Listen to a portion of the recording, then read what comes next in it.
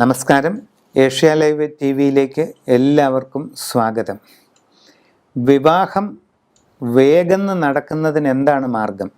വിവാഹ ആലോചനകൾ നീണ്ടു പോകുന്നവരും തടസ്സങ്ങൾ അനുഭവപ്പെടുന്നവരും ആലോചനകൾ വരാൻ തന്നെ ബുദ്ധിമുട്ട് അനുഭവപ്പെട്ടുകൊണ്ടിരിക്കുന്നവരും ഒക്കെയായി ഒട്ടേറെ കുടുംബങ്ങൾ നമുക്ക് ഉണ്ട്.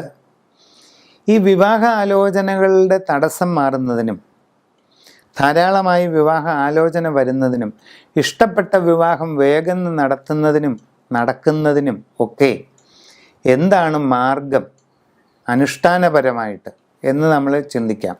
ദേവീക്ഷേത്രത്തിൽ സ്വയംവര പുഷ്പാഞ്ജലി നടത്തുന്നവരുണ്ട്.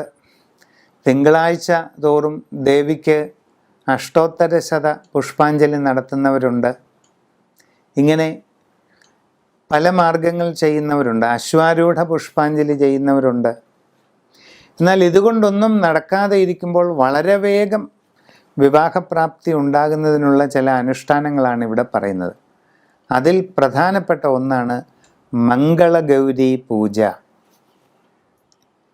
പണ്ട് പാർവതി പരമശിവനെ തൻ്റെ പതിയായി ലഭിക്കുന്നതിന് വേണ്ടി മംഗളഗൗരി മന്ത്രം ജപിച്ച് തപസ് ചെയ്യുന്നതായിട്ട് ശിവമഹാപുരാണത്തിൽ പറയുന്നു. പരമേശ്വരനെ തൻ്റെ പതിയായി ലഭിക്കുന്നതിന് പാർവതി ആരാധിച്ച മന്ത്രമാണ് മംഗളഗൗരി മന്ത്രം. അങ്ങനെയുള്ള മംഗളഗൗരിയെ ആരാധിച്ചുകൊണ്ട് ചെയ്യുന്ന സമഗ്രമായ ഒരു പൂജാവിധിയാണ് മംഗളഗൗരി പൂജ. അതിവേഗം വിവാഹപ്രാപ്തി ഉണ്ടാകുന്നതിന് ഇത് വളരെ ഉത്തമമാണ്. അതോടൊപ്പം സ്വന്തമായിട്ട് സ്വയംവര പാർവതി സ്തോത്രങ്ങൾ ജപിക്കുക, മംഗളഗൗരി സ്തോത്രങ്ങൾ ജപിക്കുക.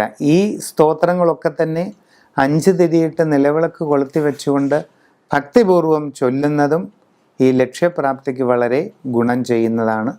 നമസ്കാരം.